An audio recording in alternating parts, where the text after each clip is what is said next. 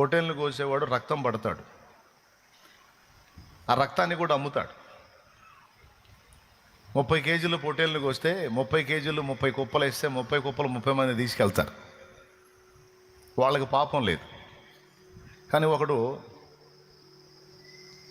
రక్తం తీసుకెళ్ళి కొత్తిమీర కరివేపాకు వేసుకొని బాగా వేయించుకొని తింటారు రక్తాన్ని. ఐడియా ఉందిగా? రక్తం తింటారు. ఎంతమందికి తెలుసు? తెలిస్తే చేతులు ఎత్తండి. అది కొత్తిమీర కరివేపాకు వేసుకొని దాని లెక్క అడుగుతానన్నాడు. దాని ప్రాణము రక్తములో ఉంటుంది గనక రక్తము తిన్నవాడు ఆ ప్రాణిని తిన్నట్టు గనక వాడిని అడుగుతాను నేను లెక్క అన్నాడు. మరి రక్తాన్ని ఏం చేయాలంటే రక్తమును నేలను ఓడ్చాలి, మట్టితో కప్పేయాలి. ఎందుకంటే ఆ ప్రాణి నేల నుండి తీయబడింది కనుక తిరిగి ఆ ప్రాణాన్ని నేలలో కలుపుతున్నట్టు. అలా రక్తమును నేల నోడ్చిన వాడికి పాపం ఉండదు.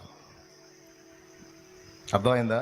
కాబట్టి 3: 1 విగ్రహ సంబంధమైన అపవిత్రత, 2వది జారత్వం, 3వది రక్తం, 4వది గొంతు పిసికి చంపిన దాన్ని. కొన్ని దేశాల్లో కొన్ని ప్రదేశాల్లో కొంతమంది ఏం చేస్తారంటే గొంతు కొయ్యరు. గొంతు కోస్తే బ్లడ్ బయటకు వచ్చింది. బ్లడ్ బయటికి పోయిందంటే టేస్ట్ ఉండదు మాంసంలో, అందుకని గొంతు విసిగి చంపుతారు. అప్పుడు బ్లడ్ బాడీలోనే ఉంటుంది. అర్థమైందా? అప్పుడు మాంసం కోసినప్పుడు బ్లడ్ మాంసం మిక్స్ అయ్యి వచ్చి ఒక డిఫరెంట్ టేస్ట్ వచ్చింది.